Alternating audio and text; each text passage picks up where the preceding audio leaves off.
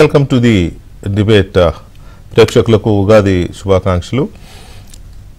కొంతమంది స్వామీజీలు లేకపోతే బాబాల్లాగా వస్తారు ముస్లిం దీనికి సంబంధించి కొంతమంది, అందరు కాదు. అలాగే స్వామీజీలు కూడా కొందరు, అందరు కాదు. అలాగే కొంతమంది క్రిస్టియన్ ఫాదర్లు కూడా కొందరు, అందరు కాదు. వీళ్ళు ఏం చేస్తారంటే మాకు అతీత శక్తులు ఉన్నాయి, మేము ఏదైనా చేయొచ్చు, మీ చావులను ఆపుతాం, లేకపోతే మిమ్మల్ని చచ్చాక స్వర్గానికి పంపుతాం, లేకపోతే ప్రభు దగ్గరికి పంపుతాం, అల్లా దగ్గరికి పంపుతాం, ఇట్లా రకరకాలుగా చెప్తారు. వాళ్ళని ఒక అతీత శక్తులున్న ఒక అద్భుత దేవదూతలాగానో లేకపోతే దేవుడి మనుషుల్లాగానో ఈ భూమి మీద ఒక కారణ జన్మలుగా పుట్టామని వాళ్ళు ఫీల్ అవుతారు కొంతమంది ఏమో వాళ్ళకి తెలుసు వీఆర్ నథింగ్ అని తెలుసు వాళ్ళకి, మనం ఏమీ లేదురా బాబు, మనం అవతలను మోసం చేస్తున్నామని తెలుసు కూడా ప్రజలకు ఆ భ్రమ కల్పిస్తూ ఉంటారు. ఆ భక్తులకు పాపం నమ్మి వచ్చే మూర్ఖ భక్తులు, మూఢ భక్తులు, గుడ్డి భక్తులు ఉంటారు కదా, వీళ్ళని నమ్మిస్తూ ఉంటారు. నన్ను నమ్ముకుంటే మీ జీవితాలు బాగుపడతాయి, నన్ను నమ్ముకుంటే మీకు ఏదైనా జరుగుతుంది, మీరు కోరుకున్నది జరుగుతుంది, ఎందుకులే చాలా ఉంటాయిలే. కానీ సో ఇలా నమ్మించడం, పిచ్చి పిచ్చి ప్రార్థనలు, డ్యాన్సులు, ఎగరడాలు, ఇటువంటి చాలా చూసాం, మనం చూస్తాం కూడా. ఎందుకంటే ఈ మానవాళి ఈ భ్రమల్లో ఉన్నంతకాలం అలాంటి వాళ్ళు అలాంటి పనులు చేస్తూనే ఉంటారు, వాళ్ళు బతికేస్తారు హాయిగా. ఈ పిచ్చి జనాలేమో మోసపోతూనే ఉంటారు. సో ఇదంతా ఎందుకు చెప్పాల్సి వస్తుందంటే బహుశా జగన్మోహన్ రెడ్డి గారు అలాంటి భ్రమలో ఏమైనా ఉన్నారా అని. అఫ్కోర్స్ ఆయన దైవ నమ్మకాన్ని లేకపోతే ఆయనకి దేవుడి మీద నమ్మకాన్ని నేనే క్వశ్చన్ చేయట్లేదు. ఆ మతం ఆయన వ్యక్తిగత స్వేచ్ఛ, అది రాజ్యాంగం ప్రకారం, దాన్ని ఎవరు క్వశ్చన్ చేయడానికి లేదు. కానీ రాజ్యాంగం ప్రకారం ఆయనకి ఏవైతే కొన్ని స్వేచ్ఛలు, కొన్ని హక్కులు, కొన్ని అధికారాలు వచ్చినాయో అలాగే కొన్ని బాధ్యతలు కూడా ఉంటాయి. ఆయన దేనికి అతీతుడు కాదు. ఆయన, నేను, ఈ రాష్ట్రంలో, ఈ దేశంలో ఉండే ప్రజలు అందరూ ఒక్కటే. ఈ దేశంలో రాజ్యాంగం ప్రకారం ఏర్పాటైన కొన్ని వ్యవస్థలకి, కొన్ని నిబంధనలకి, కొన్ని చట్టాలకి అతీతులు కారు, కట్టుబడి ఉండాల్సిందే. సామాన్య పౌరుడికి జగన్మోహన్ రెడ్డి గారికి ఏమీ తేడా లేదు ఈ విషయంలో. ఆయనకున్నదల్లా అదనంగా ఉన్నది ఏంటంటే ముఖ్యమంత్రి అనే ఒక పదవి. ఆ పదవి ఇచ్చింది కూడా ప్రజల ఆస్తులకి ఒక ట్రస్టీగా ఉండమని, నిర్ణయాలు తీసుకొని ప్రజల బాగోగులు చూడమని, ఒక విధానం ప్రకారం పరిపాలించమని. అందుకోసం ఆయనకి రాజ్యాంగపరంగా కొన్ని అధికారాలు, ఒక వ్యవస్థ, కాస్త సెక్యూరిటీ, ఇటువంటివి ఉన్నాయి. ఒక హోదా, ఒక హుందాగా ప్రవర్తించడం కోసం ఒక మంచి ఉంటుంది. ఆ రాష్ట్రానికి ఆయన నంబర్ 1 కూడా కాదు, నంబర్ 1 గవర్నర్ అవుతారు. ఎందుకంటే ఆయన రాజ్యాంగ పెద్ద కాబట్టి, రాజ్యాంగాన్ని కాపాడే వ్యక్తి కాబట్టి. ఈయన కోర్టులకి అతీతుడు కాదు, ఈయన ఎన్నికల సంఘానికి అతీతుడు కాదు, ఈయన రాజ్భవన్కి అతీతుడు కాదు, దేనికి అతీతుడు కాదు. అన్నిటికీ లోబడే పనిచేయాలి. కానీ మీరు గమనిస్తే అధికారంలోకి వచ్చిన మొదటి క్షణం నుంచి ఎందుకు ఆయనలో ఒక భావన మొదలైంది, ఇంకా నేను అతీతుణ్ణి, ఎవ్వరు నాకు చెప్పడానికి లేదు, నేనే అందరికీ చెప్తా, ఎవడు ఏం చెప్పినా నేను కేర్ చేయాల్సిన అవసరం లేదు, ఐ డోంట్ కేర్ అనేది ఆయన మరి మెంటల్గా ఫిక్స్ అయిపోయారా అలాగా, లేకపోతే అలా వ్యవహరించాలనుకుని వ్యవహరిస్తున్నారో తెలియదు, కానీ అలాగే వ్యవహరిస్తున్నారు మొదటి నుంచి కూడా. అంతకుముందు ముఖ్యమంత్రులు ఎవరన్నా అలా బిహేవ్ చేశారా అంటే అలా లేదు. కొన్ని దేశాలకు నియంత్రణగా పనిచేసిన వాళ్ళు ఇప్పుడు చేస్తున్న వాళ్ళు కొంతమంది అలా బిహేవ్ చేస్తున్నారు, ఎందుకంటే వాళ్ళు నియంత్రలు కాబట్టి. మరి అదేమైనా అడాప్ట్ చేసుకున్నారా ఆ ఐడియాలజీని? కానీ కుదరదే. ఆ ఐడియాలజీ తీసుకొచ్చి ఇక్కడ ఇంప్లిమెంట్ చేస్తా అంటే కూడా కుదరదు. ఇక్కడ అంబేద్కర్ గారు రాసిన రాజ్యాంగం అనేది ఒకటి అమల్లో ఉంది, దాని ప్రకారం చేయాలి. నువ్వేం చేసినా ఇష్టం వచ్చినట్టు చేస్తా అంటే కుదరదు. అలా ఎన్నికల కమిషన్ నోటీసులు ఇస్తే కూడా కనీసం కేర్ చెయ్యను అని అంటే దాన్ని మరి ఏ రకమైన బాధ్యతగా తీసుకోవాలో అర్థం కాని పరిస్థితి. ఉంటాయి రాజకీయాల్లో పరుషమైన పదజాలం వాడడం, లేకపోతే విమర్శలు చేసుకోవడం ఉంటాయి. అది దాన్ని తగ్గబట్టట్లా. మీరు అసెంబ్లీలో భువనేశ్వర్ గారిని అవమానించారు, ప్రజలు చూశారు, వాళ్ళు ఏం చేయాలో చేస్తారు. కానీ మీరు అవమానించడం మానలా, అందరినీ అవమానిస్తూనే ఉన్నారు, తిడుతూనే ఉన్నారు, కొడుతూనే ఉన్నారు. ఆ మాటకు వస్తే మీరంటే మీ పార్టీ నాయకులు కూడా. కానీ ఎన్నికలు వచ్చిన తర్వాత ఎన్నికల సంఘం సుప్రీం, రాజ్యాంగానికి లోబడిన రాజ్యాంగబద్ధమైన సంస్థగా, వ్యవస్థగా అది అందరినీ కంట్రోల్ చేస్తుంది. ఎవరైనా తప్పుగా మాట్లాడితే లేకపోతే ఎన్నికల నిబంధనలను ఉల్లంఘిస్తే వాళ్ళు నోటీసులు ఇస్తారు, దానికి సమాధానం ఇచ్చుకొని మరొకసారి ఆ తప్పు జరగకుండా చూస్తానని చెప్పి రిప్లై ఇచ్చి దాన్ని అమలు చేసుకోవాలి. అలా చేయకుండా అసలు వాళ్ళు ఏదైతే చేయొద్దన్నారో దాన్ని రిపీట్గా మళ్ళీ మరింత మోతాదు ఎక్కువ చేస్తున్నారు అని అంటే బహుశా మీరు ఇంకా అదే భావంలో ఉన్నారు. జగన్మోహన్ రెడ్డి గారు అదే భావంలో ఉన్నారు. నేను అతీతుణ్ణి, ఎన్నికల సంఘం ఎవరు నాకు చెప్పడానికి, నాకు 151 మంది గెలిచాను, ఎమ్మెల్యేలతో వచ్చాను నేను. బహుశా ఇదే భావంలో ఉన్నారా? చంద్రబాబు నాయుడు మీద అటాక్ చేయడంలో కానీ, లేకపోతే మీరు చేసిన పనిని కూడా అవతల వాళ్ళకి రుద్దడానికి, అదే మొన్న పెన్షన్లప్పుడు ఆ వృద్ధులు చనిపోయిన వ్యవహారము లేదా వాలంటీర్ల వ్యవహారం ఇటువంటి అని అవతల వాళ్ళకి రుద్దడం, మీరు మీ సోషల్ మీడియా, మీ నీలి మీడియా, మీ కూలి మీడియా, ఈ చేస్తున్న వాళ్ళందరూ కూడా జగన్మోహన్ రెడ్డి గారు కనుసైగలతోనూ సైగలతోనూ చేస్తూ ఉంటారు. ఎలక్షన్ కమిషన్ ఇచ్చిన నోటీసులను కూడా కేర్ చేయకుండా మీరు అలాగే బిహేవ్ చేస్తున్నారు అని అంటే ఏమనాలి? ఇతరులు ఎవరో పాటించలేదు నోటీసుల్ని అంటే వాడికి ఏం తెలియదు, అమాయకుడు, లేకపోతే ఇల్లిటరేట్, లేకపోతే ఇంకోటి ఏదో అనుకోవాలి. మీరు ముఖ్యమంత్రి, పైగా మీకు మేధావులైన సలహాదారులు ఉన్నారు, అపర మేధావులైన సలహాదారులు ఉన్నారు, అష్టదిగ్గజాల్లాగా ఉన్నారు. వాళ్ళైనా మీకు చెప్తారు మీకు తెలియకపోయినా. కానీ అయినా ఎందుకు ఇంప్లిమెంట్ అవ్వట్లేదు, మీరు నన్ను క్వశ్చన్ చేసేది ఎవరు అనే రకంగా మీరు ఎందుకు బిహేవ్ చేస్తున్నారు అనేది ఇవాళ పెద్ద చర్చ జరుగుతోంది ఆంధ్రప్రదేశ్లో. బహుశా ఇది కేంద్ర ఎన్నికల సంఘానికి కూడా ఈయన నిబంధనలు ఉల్లంఘిస్తున్నాడు, ఇలా బిహేవ్ చేస్తున్నాడు అనేది కూడా వెళ్ళినట్టుగానే తెలుస్తోంది. సో దీని పర్యవసానాలు ఎలా ఉండబోతున్నాయి, ఎందుకు జగన్మోహన్ రెడ్డి గారు ఇలా బిహేవ్ చేస్తున్నారు, ఇలా ఇలా ఉల్లంఘిస్తే ఎలాంటి చర్యలు ఉండే అవకాశం ఉంది అనేది మనం మాట్లాడబోతున్నాం. మనతో చర్చలో సీనియర్ జర్నలిస్ట్, రాజకీయ విశ్లేషకులు విక్రమ్ పోలా గారు ఉన్నారు, అలాగే నల్లమోతు చక్రవర్తి గారు సాంకేతిక నిపుణులు, అలాగే రాజకీయ విశ్లేషకులు, అండ్ విద్యాసాగర్ గారు తెలుగుదేశం పార్టీ అధికార ప్రతినిధి విద్యాసాగర్ గారు మనతో చర్చలో పాల్గొంటున్నారు. ముందుగా విక్రమ్ గారు, మీ అబ్జర్వేషన్ ఏంటి? ఈ భాష అలాంటి భాష ఉపయోగించవద్దని అఫ్కోర్స్ నోటీసులు ఇటు కూడా వచ్చాయి. కొన్ని విషయాలు జగన్మోహన్ రెడ్డి ఇలా అన్నారు అలా అన్నారని ఆయన గుంటూరు వేల అప్పిరెడ్డి గారు కంప్లైంట్ చేస్తే ఇటు కూడా ఇచ్చారు నోటీస్, చంద్రబాబు నాయుడు గారు వాళ్ళు రిప్లై ఇచ్చారు. సో వీళ్ళ రిప్లై లేదు, వీళ్ళ భాష మారలేదు, ఇంకా డబల్ అయిపోతుంది నిన్న సాయంత్రం ఇష్టం వచ్చినట్టుగా. సో మీ అబ్జర్వేషన్ ఏంటి దీని మీద? ఒకప్పుడు Caesar's wife is above the law అని సీజర్ భార్యకి ఏ తప్పు చేసినా కూడా షీ కెన్ గెట్ అవే అనమాట, ఆమెకేమి చట్టాలు వర్తించవు అనేది ఒక నానుడి ఉండేది. అట్లా చాలామంది ఏంటంటే ప్రజాస్వామ్యంలో కూడా తాము సీజర్స్ వైఫ్ అనుకుంటారు, ఏదైనా చేయొచ్చు, we can get away, we can do anything and we can get away with the law అనేటువంటి ఒక భావన ఉంది. అది టైమ్ అండ్ అగైన్ ప్రూవ్ అవుతా వస్తుంది. ఇప్పుడు లేటెస్ట్ జగన్మోహన్ రెడ్డి గారు అయితే మీరు ఇందాక రైట్లీ సెడ్, మీరు కరెక్ట్గా చెప్పారు.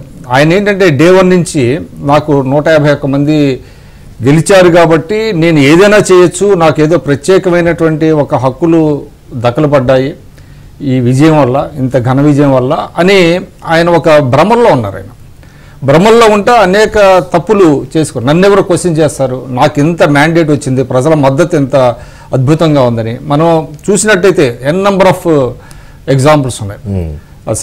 స్థానిక సంస్థల ఎన్నికల్లో కావచ్చు, ఆ తర్వాత కోర్టులు చివాట్లు పెట్టినవి, కోర్టులు మెట్లెక్కాల్సి వచ్చింది వాళ్ళు. అయినప్పటికీ కూడా మనకి ఒకటి ఉంది, వన్స్ బిటన్ ట్వైస్ షై అంటారు. కనీసం ఒకసారి ఏదన్నా అక్షంతలు వేస్తే దాని నుంచి గుణపాఠం నేర్చుకొని మళ్ళీ అటువంటి తప్పులు జరగకుండా జరిగేటువంటి ఇది ఒక మనకి ఉన్నదే. ఎందుకంటే మనం డెమోక్రసీలో ఉన్నాం కాబట్టి. మీరు అన్నట్టుగా కనీసం ఆయన తెలియపోయినా ఆయన పక్కన ఉన్నటువంటి సలహాదారులన్నీ చెప్పాలి, ఎందుకంటే వాళ్ళు they are suppose to be well read కాబట్టి, వాళ్ళకి అన్నీ తెలుసు కాబట్టి అన్నీ మాట్లాడతారు కాబట్టి కనీసం వాళ్ళన్నా ఆయన కాషన్ చేయాలి. అయితే ఇక్కడ నేను ఒకటి చెప్తానండి, I don't find fault with Jaganmohan Reddy garu, I find fault with EC.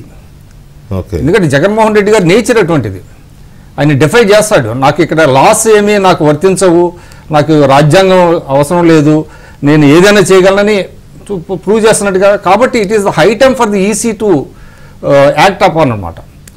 అది ఇవాళ ఎందుకు చేయట్లేదు వీళ్ళు? ఈసీ అనేది తను నిజమైనటువంటి కోరలు ఉన్నాయి. ఈసీ అనేటువంటిది ఊరికే పేరుకే ఉన్నది అనేటువంటిది ఒక నానుడు ఉంది కదా మనకి. కానీ it is high time EC కొరడా జులిపించాలి. ఇవాళ ఇందాక మధ్యాహ్నమే ఫ్యూ అవర్స్ బ్యాక్ కేజ్రీవాల్ మీద హైకోర్టు ఒక కామెంట్ చేసింది. ఆ హైకోర్టు ఏం కామెంట్ చేసిందంటే, మీరు ముఖ్యమంత్రి అయినంత మాత్రాన్ని మీకేమీ ప్రత్యేకమైనటువంటి అధికారాలు లేవు, సామాన్యుడికి ఎటువంటి అధికారాలు ఉన్నాయి, మీకు కూడా అన్ని అటువంటి అధికారాలు ఉన్నాయని హైకోర్టు ఒక అబ్జర్వేషన్ పాస్ చేసింది కేజ్రీవాల్ గారి మీద. అంటే ఒక ముఖ్యమంత్రి అయినంత మాత్రాన రాజ్యాంగానికి వ్యతిరేకంగా రాజ్యాంగ చట్టాలకి లోబడకుండా నేను బిహేవ్ చేస్తాను, నాకు ఈసీ అవసరం లేదు, కోర్టులు అవసరం లేదు అని అనుకుంటే అది కాదండి. కాబట్టి చాలా స్పష్టంగా ఇవాళ కాలగర్భంలో చాలా మంది నియంత్రణలు కలిసిపోయారు. వాళ్ళందరూ కూడా ఒక దశలో ఉన్నారు. ఎమర్జెన్సీలో ఇందిరాగాంధీ గారు వీళ్ళందరూ చేసింది అదే కదా. కానీ ఏమైంది, చరిత్రలో కాలగర్భంలో కలిసిపోయారు. కాబట్టి ఇక్కడ చట్టాలను గౌరవించుకోవాలి, చట్ట పరిపాలన గౌరవించుకోవాలి, రాజ్యాంగాన్ని గౌరవించుకోకపోతే ఒక పాయింట్కి రీచ్ అయ్యింది ఇప్పుడు. కాబట్టి నేను జగన్మోహన్ రెడ్డి గారిని తప్పట్లా, నేను ఈసీని తప్పడుతున్నా. ఈసీని మిగతా ఎవరైతే ఉన్నారో ఇక్కడ ఈ ప్రజాస్వామ్యంలో చెక్స్ అండ్ బ్యాలెన్సెస్ ఏవైతే ఉన్నాయో వాళ్ళు they have to act upon.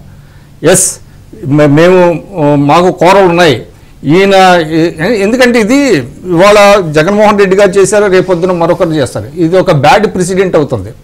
అవును కదా, అది బ్యాడ్ ప్రెసిడెంట్ అయితే అది ఎవరికి, సమాజానికి లాస్, డెమోక్రసీకి నష్టం అది దెబ్బ.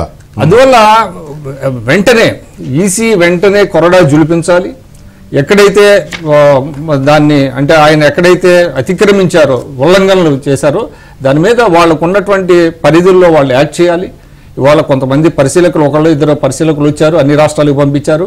ఇంకోటి కూడా ఇక్కడ చెప్పాల్సింది ఏంటంటే, చాలా పార్టీలు ఇక్కడ ఎక్సెప్ట్ టీడీపీ టైం ఎప్పటికప్పుడు కొన్ని ఉల్లంఘనలు చేస్తున్నారు. కానీ మిగతా పార్టీలు, కాంగ్రెస్ పార్టీ కావచ్చు, కమ్యూనిస్టులు కావచ్చు, వీళ్ళంతా కూడా ఒక కన్సర్టెడ్ ఎఫర్ట్, వాళ్ళు వెళ్ళి ఈసీకి కంప్లైంట్ ఇవ్వాలి. కేంద్ర ఎన్నికల సంఘానికి ఇవ్వచ్చు, లేకపోతే రాష్ట్ర ఎన్నికల సంఘానికి ఇవ్వచ్చు. ఇక్కడ ఏంటంటే it is not between TDP and YCP అండి. ఇది ఏంటంటే డెమోక్రసీని సేవ్ చేయాల్సినటువంటి బాధ్యత ఉంది. నేను గమనిస్తున్నాను, నిన్నో మొన్న పురంధరేశ్వరి గారు ఒక నోట్ అది ఇచ్చారు, ఈసీకి కంప్లైంట్ ఇచ్చారు. ఎక్సెప్ట్ దట్ బీజేపీ వాళ్ళు కూడా పెద్దగా ఈ ఉల్లంఘనల మీద పెద్దగా స్పందించట్లుగా అనిపించట్లేదు, మిగతా పార్టీలు కూడా. కాబట్టి it is high time for the EC to act అండి. Yeah right. చక్రవర్తి గారు నమస్తే అండి. ఇప్పుడు ఈ ఎలక్షన్ కమిషన్ ఇచ్చిన నోటీసుల మీద ఒక ముఖ్యమంత్రి అయ్యిండు కూడా, అంటే ఒక సీఎం అంటే అతనికి మనం ఏదో అధికారాలు ఆహా ఊహా అనుకుంటాం, కానీ అతనికే బాధ్యతలు ఎక్కువ ఉంటాయి, ఎవరున్నా సీఎంగా ఫర్ దట్ మ్యాటర్. ఆయన దీన్ని ఉల్లంఘిస్తూ వాళ్ళు ఏదైతే వద్దన్నారో దాన్ని సాయంత్రానికి రెట్టింపు చేశాడు. పొద్దున్నే నోటీస్ వస్తే ఈవినింగ్కి అసలు బండబూతులు అనమాట, ఇంకా ఏకంగా రక్తం పీలుస్తారు, అది పీలుస్తారు, ఇది ఇలాంటి మాటలు మాట్లాడి ఉల్లంఘిస్తే ఈసీ ఏమంటుంది, కేంద్ర ఎన్నికల సంఘానికి కంప్లైంట్ చేస్తామని చెప్పారు, చెప్పి 45 గంటలు అయిపోయింది. అసలు ఇచ్చిన నోటీసే 45 గంటల్లో రిప్లై ఇమ్మని, ఆయన 45 గంటల్లో దాన్ని 2 times 3 times మోతాదు పెంచాడు ఆ పంచాంగానికి, తిట్ల పంచాంగానికి. సో దీని మీద మీరు ఏం అబ్జర్వ్ చేశారు?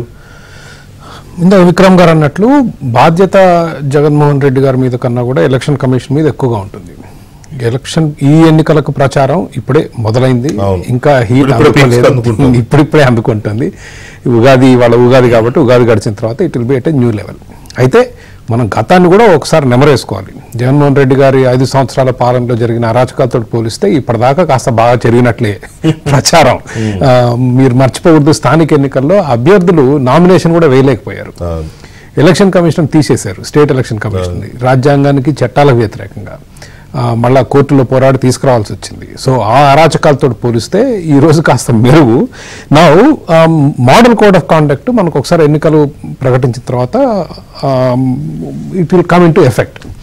మోడల్ కోడ్ ఆఫ్ కాండక్ట్లో ఏమంటున్నారంటే, party candidates shall refrain from criticism of all aspects of private life not connected to public activities. వ్యక్తిగత విషయాలు మాట్లాడకూడదు అని ఒక broad statement model code of కాండక్ట్లో ఉంది. ఆయన మనకంతా ఒకటి సేడిస్ట్ అని అన్నారు, ఆయన్ని పశుపతి అన్నారు, రక్తం పీల్చుకునే ఆ సినిమాలో ఒక క్యారెక్టర్తో పోల్చడం జరిగింది. అవి అభ్యంతరకరంగా తెలుగుదేశం పార్టీ వాళ్ళు ఇవ్వటం జరిగింది. ఎలక్షన్ కమిషన్ నాకు తెలిసి నేను చాలా మంది అడిగాను, మరి వైసీపీ వాళ్ళకి ఇచ్చారు నోటీస్, అది ముఖ్యమంత్రి గారికి ఇచ్చారు. I don't have a copy, నేను చూడలేదు. బట్ ఎలక్షన్ కమిషన్, రాష్ట్ర ఎలక్షన్ కమిషన్ ఇవాళ పోషిస్తున్న పాత్ర ఏంటంటే జస్ట్ ఏ పోస్ట్ మ్యాన్. ఒక నోటీస్ ఇవ్వటం, మళ్ళీ వాళ్ళు దానికి రెస్పాన్స్ ఇస్తే మళ్ళీ దాన్ని ఢిల్లీకి పంపించడం, ఈ పాత్రే పోషిస్తున్నారు. కానీ ఇంతవరకు స్ట్రిక్ట్ యాక్షన్ తీసుకున్న ఆనవాళ్ళు లేవు. నౌ జగన్మోహన్ రెడ్డి గారు ఈ విమర్శలు చేశారు, భావ్యం కాదు. కానీ టీడీపీ వైపు నుంచి కూడా విమర్శలు వస్తున్నాయి. హూ కిల్డ్ బాబాయ్ అనేది దాదాపు ప్రతి మీటింగ్లో జరుగుతుంది. రైట్, దట్ ఈజ్ ఒక రకంగా వ్యక్తిగతం. But at the same time it's a public issue. Who killed బాబాయ్ అనేది చాలా ముఖ్యమైన అంశం ఇవాళ ఎన్నికల్లో. కాబట్టి అది ఎక్కడ where do you draw the line అనేది ఎలక్షన్ కమిషన్ కాస్త స్పష్టంగా చెప్పాల్సిన బాధ్యత ఉంది. దాంతోపాటు ఇవాళ ఫర్ దట్ మ్యాటర్ లాస్ట్ ఎలక్షన్ల ముందు చంపబడ్డ వివేకానంద రెడ్డి గారికి సంబంధించి ఆ ఎలక్షన్ లో అదే మెయిన్ ఎజెండా అయింది. ఈ 5 ఏళ్ళు ఎజెండాగా నడుస్తుంది. ఇప్పుడు కూడా అదే ఎజెండా అయింది. Not only Telugu Desam party, Congress party. That is the single point agenda for hour campaign. So నాకు తెలిసి ఓకే, ఆయనకు నోటీసులు ఇచ్చారు. నోటీసులు ఇవ్వడం వాళ్ళ బాధ్యత, ఎందుకంటే తెలుగుదేశం పార్టీ కంప్లైంట్ ఇచ్చింది కాబట్టి మీ సంజాయిషి ఏంటి అని అడగాల్సిన బాధ్యత ఎలక్షన్ కమిషన్ మీద ఉంది. కానీ ఎలక్షన్ కమిషన్ ఆయనకు చెప్పిందా ఇది నువ్వు అనటం తప్పు అన్నదానికి నా దగ్గర అయితే ఆధారాలు లేవు. We have to wait and see. ఉన్నా కూడా వాళ్ళ ఎలక్షన్ కమిషన్ పాత్ర ఏంటంటే జస్ట్ ఏ పోస్ట్ మ్యాన్. తప్పు అంటే please sorry, model code of conduct లో ఏ నిబంధనలు అయితే ఏవేవైతే మాట్లాడకూడదు అని సూచిస్తోందో, మాకు వచ్చిన కంప్లైంట్ ఆధారంగా వాళ్ళు సబ్మిట్ చేసిన వీడియోస్ ఆధారంగా స్పీచ్లు వీడియో పార్ట్స్ చూస్తే ఇవి అట్రాక్ట్ అవుతున్నాయి, దాన్ని వైలేట్ చేస్తున్నట్టుగా. సో 48 hours లోగా మీరు దీనికి రిప్లై ఇవ్వండి, సంజాయిషి ఇవ్వండి. It was a detailed notice. Clearly వాళ్ళ సంజాయిషి ఏంటి అనేది మనం చూడాలి. దాని మీద ఎన్నికల కమిషన్ ఎట్లాంటి చర్య తీసుకుంటారు అనేది చూడాలి. బట్ గివెన్ ద హీటెడ్ ఇవాళ ఉన్న బాగా వేడెక్కిన రాజకీయ వాతావరణంలో అందరూ ఉలికి పడుతున్నారు కాబట్టి will have to wait and see. నేను I don't think it has gone that far. Telugu Desam వైపు నుంచి కూడా కొన్ని అభ్యంతరాలు ఉన్నాయి. But however I will say this, రాజకీయ నాయకుల కంటే ఇవాళ అధికారులు ఎన్నికల ప్రక్రియలో ఎక్కువ తలదూర్చుతున్నారు. Both IPS and IAS. ఎన్నికల మోడల్ కోడ్ ఆఫ్ కాండక్ట్ వచ్చిన తర్వాత వాళ్ళు తగ్గాల్సింది పోయి ఈరోజు చీఫ్ సెక్రటరీ జవహర్ రెడ్డి గారు రాస్తున్నారు ఎన్నికల కమిషన్కి. నిన్న ఎన్నికల కాకుండా all India service conduct code rules కి వ్యతిరేకంగా క్రాంతి రాణా సీఎం పిటిషన్ ఇచ్చి ఫోటోలు దిగుతున్నాడు ఆయన. అసలు ఇది ఎక్కడా చరిత్రలో లేదు. Bureaucrats are suppose to stay behind. ప్రభుత్వం ఉంటే మీరు అది ఎక్కడ చరిత్రలో లేదంటున్నారు. చీఫ్ సెక్రటరీ ఒక మీడియా యజమానికి లెటర్ రాయటం ఏంటి? That should be more of a concern. ఎందుకంటే బ్యూరోక్రాట్స్ అనేవాళ్ళు రాజకీయాలకు అతీతంగా పనిచేయాలి. జగన్మోహన్ రెడ్డి గారు చంద్రబాబు నాయుడు గారిని తిట్టొచ్చు, విమర్శించవచ్చు. చంద్రబాబు నాయుడు గారు జగన్మోహన్ రెడ్డి గారిని విమర్శించవచ్చు. అధికారులు ఎస్పెషల్లీ ఎలక్షన్ కోడ్ వచ్చిన తర్వాత వాళ్ళు జగన్మోహన్ రెడ్డి గారికి రిపోర్ట్ చేయట్లేరు. Election commission of India commission model code of conduct లో రిపోర్ట్ చేస్తున్నారు. అట్లాంటి వాతావరణంలో మీరు ప్రత్యక్ష రాజకీయాల్లో జోక్యం చేసుకుని ఈయన ఐపీఎస్ ఆఫీసర్స్ అసోసియేషన్ అని లెటర్ రాసి, ఇది అసోసియేషన్ లెటర్ కూడా కాదు వాస్తవానికి, ఆయన ఈజ్ జస్ట్ ఎ మెంబర్. అవును, ఆయన ఎగ్జిక్యూటివ్ బాడీలో లేదు. క్రాంతి రాణా అని ఆయన ఈ says it is executive committee member. Committee member కి అసోసియేషన్ తరఫున లెటర్ రాసే హక్కు లేదు. అసోసియేషన్ జనరల్ సెక్రటరీనో ప్రెసిడెంటో రాయాలి. దేని ఆధారంగా రాశాడు? This is an outright violation. ఇది దీంట్లో బెదిరింపులు ఉన్నాయి. బెదిరింపులు ఏమని బెదిరిస్తున్నారు? IPS officer will be initiating, ఈ ఐపీఎస్ ఆఫీసర్లు will initiate civil and criminal action అంటాడు. That is very troubling. This is troubling. దీని మీద ఇవ్వాలి మనం ఫిర్యాదు ఎలక్షన్ కమిషన్ కానీ ఇతరులకు కానీ.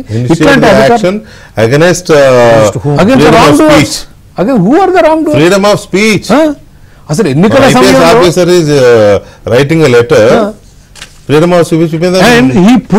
ఐపీఎస్ అసోసియేషన్ లెటర్ హెడ్ ఎవరిచ్చారు ఇతనికి ఈ హక్కు? అసోసియేషన్ వాళ్ళు యాక్షన్ లో దిగాలి. అసలు మరి వాళ్ళు ఏమో మాట్లాడతారు, ఎందుకు మాట్లాడతారు? వెంకటకృష్ణ గారు, సమస్య ఏంటంటే అసలు ఐపీఎస్ కూడా మాట్లాడకపోతే మన పరిస్థితి ఏంటి, మీ పరిస్థితి ఏంటి? ఒక ఐపీఎస్ గతంలో ఏంటంటే ఐఏఎస్ ఐపీఎస్ అంటే ఒక ఉన్నతాధికారి ప్రజలకు సేవ చేయడానికి రాజకీయ నాయకుడికి జంకకుండా 3 నెలలకో ట్రాన్స్ఫర్ అయిపోయేవాళ్ళు. ఏది, మేము చట్టానికి నిలబడతాం, మేము న్యాయం తరఫున నిలబడతాం, మేము సామాన్యుడి తరఫున నిలబడతాం. ఇదేంటి అసలు? మీరు అంటున్నారు కానండి, ఏబి వెంకటేశ్వరరావు గారి విషయంలో ఈ అసోసియేషన్ ఎప్పుడన్నా దట్ వాజ్ మై క్వశ్చన్. ఒక లెటర్ అన్న ఏబి వెంకటేశ్వరరావు గారు నిజాయితీకి మారుపేరు. ఈ దేశంలో ఎవరినైనా అడగండి, నిజాయితీకి మారుపేరు. రాష్ట్రపతి అవార్డు గ్రహీత. ఏమండి దేశద్రోహి అంటారా మీరు? అసోసియేషన్ ఎక్కడో తెలియదు. దేశద్రోహి అని రాసేవాడు మాట్లాడారండి వీళ్ళు ఇప్పుడు ఉలికిపడ్డారు. ఉలికిపడి 24 మంది సంతకాలు పెట్టారంట. ఐపీఎస్ ఆఫీసర్లు, ఐఏఎస్ ఆఫీసర్లు తీసుకుపోయి ఇచ్చి ఫోటోలు దిగుతున్నారు. సామాన్యుడు ఎలక్షన్ కమిషన్ తోటి దిగుతారు, ఫిర్యాదు ఇచ్చి నిలబడి ఫోటోలు దిగి పేపర్లు వేయించుకుంటున్నారు. దట్ ఈస్ ద ఎవరెవరి మీద అయితే అలిగేషన్స్ ఉన్నాయో ఆ సంతకాలే ఉన్నాయి అక్కడ. న్యూట్రల్స్ ఉన్నారు, లేకపోతే సీనియర్స్ ఉన్నారు అనుకోవడం ఏం లేవు. అట్లాగా సార్, వీళ్ళ మహానుభావులు అంటే ట్రిపుల్ ఆర్ ని చిత్తగొట్టారు ఇదే పోలీసులు. ఏం ఫిర్యాదు, ఏమి యాక్షన్ తీసుకున్నారు చెప్పండి? ఎంతమందిని అరెస్ట్ చేసి లోపల కొట్టారు? ఒక ఎంపీ ఈ రోజుకి చర్య లేదు సార్, ఈ రోజుకి అరెస్ట్ లేదు. And it is proven that Raghu Rama Krishna Raju గారిని కొట్టారని మన మెడికల్ సర్టిఫికెట్ ఉంది ఫ్రమ్ ద కస్టడీ మిలిటరీ హాస్పిటల్లో. ఒక ఎంపీకే దిక్కులేని ఈ దేశంలో ఈ పోలీసులు కొట్టించింది పోలీసు వాళ్ళండి. ఐపీఎస్ ఆఫీసర్ దగ్గర కొట్టించాడు. నేను పేరు చెప్పకూడదు ఎందుకంటే అది అభియోగం అవుద్ది, ఆధారం. ప్రపంచంలో అందరికీ తెలుసు ఎవరు కొట్టించారు. The IPS officer who is the DGP today దగ్గరుండి కొట్టించాడు. ఏం చర్య ఎవరు మాట్లాడలేదే ఇప్పటివరకు? ఏబి వెంకటేశ్వరరావు గారిని రోడ్డుకి దేశ ద్రోహి అంటారా? ఎవరు మాట్లాడలేదే? అంటే రాజేంద్ర రెడ్డి గారు కాదు, ఆ హోదాలో ఉన్న ఇంకో సార్ ఎవరుంటే ఏంటి సార్? మీరు ఐపీఎస్ ఆఫీసర్స్ అసోసియేషన్ అన్నారు, ఏం చేస్తున్నారు మీరు? డ్రైవర్ ని మర్డర్ చేసి డోర్ డెలివరీ చేస్తే ఏం చేస్తున్నారు మీరు? డ్రైవర్ ని మర్డర్ చేసి డోర్ డెలివరీ చేస్తే ఎంతమంది అరెస్ట్ చేశారు? ఆయన బయట ఎట్లా తిరుగుతున్నాడు? బాబాయిని హత్య చేసినాడు బయట. కర్నూలు అరెస్ట్ చేయడానికి వెళ్ళారు సార్. అవినాష్ రెడ్డి గారిని కర్నూలు అరెస్ట్ చేయడానికి పోతే ఎస్పీ చేతులు ఎత్తేసాడండి. సిబిఐ, ఇంకా సిబిఐ దేశంలో అత్యున్నత పరిశోధనా సంస్థ, దర్యాప్తు సంస్థ, దేశంలో అత్యున్నత దర్యాప్తు సంస్థ. ఇంకా దాని మించి ఏం లేదుగా, ఇంకెక్కడ పోతాం?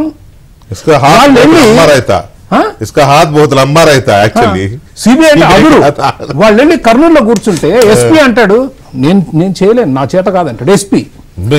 చేతులు కట్టుకొని వచ్చారు. మీరు చెప్పిన రెండుని కంపేర్ చేస్తేనే ఒక ఎంపీనేమో పట్టపగలు పుట్టినరోజు నాడు ఎత్తుకుపోయి చితకబాది చావు దాకా తీసుకెళ్లారు, లక్కీగా బయటపడ్డాడు ఆయన. అదృష్టవశాత్తు అది కూడా అదృష్టవశాత్తు అలా చేశారు. ఒక ఎంపీనేమో టచ్ చేయలేకపోయారు. అసలు ఒక ఎంపీ మీరు చెప్పిన సిబిఐ వాళ్ళు చేతులు కట్టుకొని వచ్చారు. అదే సిఐడి ఒక cabinet rank 15 years chief minister చేసిన అపోజిషన్ లీడర్ ని లిఫ్ట్ చేశారు నంద్యాల నుంచి మిడ్ నైట్. అదే సిఐడి ఈజీగా జస్ట్ లైక్ దట్ వెళ్ళారు, తలుపు డోర్ కొట్టారు, బస్ డోర్ ఎత్తుకొచ్చారు. So that is going in Andhra Pradesh state. Chakravarthi garu ఒక్క నిమిషం. విద్యాసాగర్ గారు నమస్తే అండి. Good evening sir. Good evening Sagar. Sagar, ఈ ఎలక్షన్ కమిషన్ ఇచ్చిన నోటీసులకు కూడా రియాక్ట్ అవ్వకుండా, లేకపోతే దాన్ని కన్సిడర్ చేయకుండా, నోటీసులకి బాధ్యత వహించకుండా జగన్మోహన్ రెడ్డి గారు చేస్తున్న అటాక్ కానీ, వాళ్ళ సోషల్ మీడియా చేస్తున్న అటాక్ కానీ, దీన్ని తెలుగుదేశం పార్టీ ఏ లెవెల్కి తీసుకెళ్లాలనుకుంటోంది? Good evening sir. అట్లాగే పెద్దలిద్దరు కూడా నమస్కారం. నమస్తే. నోటీసులు ఇస్తే ఇచ్చిన నోటీసులకు రెస్పాండ్ అయితే ఆయన జగన్మోహన్ రెడ్డి గారు ఎందుకు అవుతారు? అదే కదా. మామూలుగా మనం ఆలోచించాలా. ఆయన ఒక వైపరీత్యంలో ఉన్నటువంటి పైతం ఎక్కినటువంటి వ్యక్తిగా చలామణి అవుతున్నటువంటి గత 5 సంవత్సరాలుగా మనం చూస్తున్నాం. అలాంటప్పుడు నువ్వు ఎలక్షన్ కమిషన్ అయితే నాకేంటి, నువ్వు ప్రెసిడెంట్ ఆఫ్ ఇండియా అయితే నాకేంటి, ఇంకెవరైతే నాకేంటి, అమెరికా ప్రెసిడెంట్ అయితే నాకేంటి, నేను ఏ దారి పోతానో అదే నా రహదారి అన్నట్టు పోయే మనిషికి మరి మీరు కానీ నేను కానీ ఎలక్షన్ కమిషన్ కానీ ఏం చెప్పగలం? ఎలక్షన్ కమిషన్ సార్, ఆయన జగన్మోహన్ రెడ్డి గారు కావచ్చు, లేకపోతే చైనా అధ్యక్షుడు, లేకపోతే రష్యా అధ్యక్షుడు, లేకపోతే ఉత్తర కొరియా అధ్యక్షుడు, వీళ్ళందరూ వచ్చి భారతదేశంలో పోటీ చేసినా ఇక్కడ రాజ్యాంగానికి లోబడి వాడు కూడా ఎలక్షన్ కమిషన్ మాట వినాల్సిందే. అవును. దాన్ని ఏమంటారు, ఆ తత్వం బోధపడట్లేదు ఎందుకో జగన్మోహన్ రెడ్డి గారికి కొంతమందికి. అది ఇంకా important. Ignorance of law is no excuse, అంతేనా? అది సార్ వికే గారు, నేను మొదట్లో అదే చెప్పాను. అవన్నీ చేస్తే జగన్మోహన్ రెడ్డి గారు ఎందుకు అవుతారు? ఆయన అవన్నీ చేయడు కాబట్టి జగన్మోహన్ రెడ్డి అయ్యారు అంటున్నా నేను. ఓకే. ఒక జగన్మోహన్ రెడ్డి గారు తప్ప దేశంలో ఉన్నటువంటి అన్ని పొలిటికల్ పార్టీలు, అన్ని పొలిటికల్ లీడర్లు, అందరు ఎమ్మెల్యేలు, ఎంపీలు, ఇలాంటి రాజ్యాంగబద్ధమైన పదవులు ఉండేటోళ్ళు, ఎలక్షన్ కమిషన్ కిందకి వచ్చేట వాళ్ళంతా కూడా ఆయన ఎలక్షన్ కమిషన్ ఆఫ్ ఇండియా అనేది ఈ 2 months ఎలక్షన్ లో దేశంలో ఎలక్షన్స్ కంప్లీట్ అయిన వరకు they are the supremes. Even high court, సుప్రీంకోర్టులు కూడా దాని మీద డిసిషన్స్ తీసుకోవడానికి చాలా ఆలోచిస్తాయి, దాని మీద చాలా వెరిఫై చేస్తాయి. 99% ఎలక్షన్ కమిషన్ ఇచ్చిన వాటి మీద సుప్రీంకోర్టు, హైకోర్టు టచ్ కూడా చేయదు. ఇన్ జనరల్ ఎక్స్ట్రాడినరీ కేసెస్ లో అంటే చేస్తుంది. అటువంటి పరిస్థితుల్లో మీరు ఇందాక ఐఏఎస్లు, ఐపీఎస్లు ఎవరైతే 24 మంది ఉన్నారో, మన రాష్ట్రంలో దగ్గర 96 మంది ఉన్నారండి. 96 కన్ఫర్మ్డ్ ఐఏఎస్ కాకుండా చెప్తున్నా 96 ఉన్నారు IPS IAS అంతా కలిపి. కన్ఫర్మ్డ్ వాళ్ళు చాలా మంది ఉన్నారు. పెట్టిన సంతకాలు ఎన్ని సార్? 22 24 పెట్టారు. మిగతా వాళ్ళంతా ఎందుకు పెట్టలేదు? క్వశ్చన్, బిగ్ క్వశ్చన్ అది. ఖచ్చితంగా మిగతా వాళ్ళు ఎందుకు పెట్టలేదు అంటే they are not willing to sign in the document because of it is a illegal అని వాళ్ళకి తెలుసు. కాబట్టి ఈ 24 మంది మీరు ఎందుక కామెంట్ లో చెప్తున్నది ఏంటంటే 100% కరెక్ట్. ఎందుకంటే వాళ్ళు చేసే యాక్టివిటీకి ఆల్రెడీ వాళ్ళు అభియోగాలు ఉన్నవాళ్ళు, ఆరోపణలు ఉన్నవాళ్ళు, ఫేవర్ గా ఉన్నవాళ్ళు, తిరిగి ప్రభుత్వం రావాలి అని కోరుకునే వాళ్ళు మాత్రమే సంతకాలు పెట్టుంటారని చెప్పి ఆబ్వియస్ గా మనకి ఇక్కడ అర్థం అవటం లేదా? అర్థమవుతుంది కదా. అందుకోసం దేశంలో అన్ని రాష్ట్రాలు వేరయ్యా, కానీ జగన్మోహన్ రెడ్డి పరిపాలన ప్రభుత్వం వేరయ్యా. ఇంతే సూత్రం. ఇక్కడ ఈ సూత్రానికి చెక్కు పెట్టాల్సిండేది మాత్రం ఖచ్చితంగా election commission of India. Point ఏమవుతుందంటే సాగర్, మొన్నటి వరకు ఎలక్షన్ కమిషన్ లేకుండా జగన్మోహన్ రెడ్డి గారి ఇష్టారాజ్య ప్రకారం పరిపాలన. వారు ఆడిందే ఆట, పాడిందే పాట, జారిందే మాట, వాళ్ళ ఇష్టం. అసెంబ్లీ అనే కూడా లేకుండా, చట్టసభలో ఉన్నాం మనం అనే కనీస స్పృహ కూడా లేకుండా చంద్రబాబు నాయుడు గారి సతీమణిని ఎంత దారుణంగా అవమానించారో, లేకపోతే ఆయన్ని ఎంత దారుణంగా అవమానించారో అది ఒక ఎగ్జాంపుల్ మాత్రం. ఇలాంటి చాలా కుప్పలుగా చూసాం కదా. ఇప్పుడు ఎలక్షన్ కమిషన్ ఆయన చేతుల్లో ఏమి లేదు, ఆయన కూడా ఎలక్షన్ కమిషన్కు బద్దుడే. ఇప్పుడు కూడా ఏమీ చేయలేకపోతే అంటే ఇంకేదో చేయాలని నేను అనట్లేదు, కానీ ఎలక్షన్ కమిషన్ యాక్షన్లో చక్రవర్తి గారు చెప్పినట్టు విక్రమ్ గారు కూడా అదే అన్నారు. నేను జగన్మోహన్ రెడ్డి తప్పు పట్టిన ఈ విషయంలో ఎలక్షన్ కమిషన్నే తప్పుపడతామని. అంటే ఈ రకంగా ఉంటే ఎలక్షన్ ఇంకెలా జరుగుతుంది అనేది కదా క్వశ్చన్. నో ఈ విషయంలో నేను ఎలక్షన్ కమిషన్ ఇప్పటి వరకు యాక్షన్ చేసిన దాని మీద నా పర్సనల్ గా ఐఎమ్ సాటిస్ఫైడ్. ఎందుకంటే ఆరోపణలు వచ్చినటువంటి ఆఫీసర్స్ అందరినీ బదిలీ చేసింది, వాళ్ళ లూప్ లైన్ పంపించింది. నిన్న కూడా సిబిసిఐడి డీజీని ఆయన అస్సాం ఎక్కడికో పంపించినట్టు ఉంది. సో వాళ్ళ లిస్ట్ లో ఇంకా నాకు తెలిసినంత వరకు మనకి ఇంకా నోటిఫికేషన్ రాలేదు, ఎలక్షన్ నోటిఫికేషన్ రాలేదు. అక్రాస్ ది కంట్రీ ఉన్నా మనకు ఆంధ్రప్రదేశ్ లో రాలేదు. సో ఇంకా చాలా మనకు టైం ఉంది. వాళ్ళు అబ్జర్వేషన్ చేస్తుంటారు. ఖచ్చితంగా కేంద్ర ప్రభుత్వం నియమించినటువంటి ఐఆర్ఎస్, ఐఏఎస్, IPS వీళ్ళకి సంబంధించినటువంటి అబ్జర్వర్స్ ఎవరైతే ఉన్నారో వాళ్ళు 2-3 రోజుల క్రితమే వచ్చినట్టు ఉన్నారు. Let them take opinion, let them observe the things. ఈ రాష్ట్రంలో జరుగుతున్న పరిణామాల మీద వాళ్ళకు నివేదిక ఖచ్చితంగా ఇస్తారు. ఇచ్చిన తర్వాతే రాష్ట్రంలో ఏం జరుగుతుంది దాని మీద ఫర్దర్ యాక్షన్స్ ఖచ్చితంగా ఉంటాయి. మేమనుకోవటం చాలా మంది, ఈ 24 మందిలో చాలా మంది వాళ్ళు పక్క రాష్ట్రాలకు పోవటమా, సస్పెండ్ చేయటమా, లేకపోతే విధులకు దూరం పెట్టడమా, ఏదో ఒకటి అయితే ఖచ్చితంగా జరిగి తీరుతుంది అనుకుంటాము. ఆల్రెడీ యాక్షన్ స్టార్ట్ అయిందనే మేము అనుకుంటాం చాలా వరకు. సో యాక్షన్ స్టార్ట్ అవ్వడం అంటే మీరు తెలుగుదేశం పార్టీ అధికారంలో ఉన్నప్పుడు కూడా ఎలక్షన్ కమిషన్ ఎలక్షన్ల ముందు వైసీపీ వాళ్ళు కంప్లైంట్ చేశారని చీఫ్ సెక్రటరీని మార్చారు, డీజీపీని మార్చారు. కాబట్టి ఆ యాక్షన్ అదొక లైన్. అది ఆఫీసర్స్ని మార్చడము, కొంతమంది ఆఫీసర్స్ని పక్కన పెట్టడం, కొంతమంది ఆఫీసర్స్ని వేరే రాష్ట్రాలకి డ్యూటీస్ వేయడము, ఇవన్నీ ఇట్స్ ఒక రెగ్యులర్గా ఇదే. అది పర్టికులర్గా చర్యలు తీసుకోవడం అనేది తీసుకున్నారు, నడుస్తూనే ఉంటాయి. ఇంకా చాలా మంది ఉన్నారు అంటున్నారు. కానీ ఒక చీఫ్ మినిస్టర్గా, పీపుల్స్ రిప్రజెంటేటివ్గా ప్రజల్లోకి వెళుతూ ప్రచారం చేస్తూ ఈ రకమైన మడ్ స్లెడ్జింగ్ జరుగుతోంది కదా ఇతర పార్టీల మీద, పైగా వ్యక్తిగతంగా. ఆయన మాట్లాడితే ముందు మాట్లాడేది ఏంటి, 3 పెళ్ళాలి అంటాడు పవన్ కళ్యాణ్. ఆయనకి ఎందుకండి, ఎంతమంది పెళ్ళాలి అయితే జనానికి ఇప్పుడు 10 సార్లు చెప్పారు చాలా. ఎలక్షన్ నిబంధనలు ఉన్నాయి, అలాంటి వ్యక్తిగత విషయాలు మాట్లాడొద్దని చెప్పిన అవే మాట్లాడతాడు ఆయన. అవి కూడా ఎలక్షన్ కమిషన్ చూస్తూ ఎందుకు స్పేర్ చేస్తోంది అనేది ఇక్కడ ఒక క్వశ్చన్. తర్వాత జగన్మోహన్ రెడ్డి గారి గురించి ఎలక్షన్ కమిషన్కి తెలియదా అంటే చాలా ఎగ్జాంపుల్స్ ఉన్నాయి.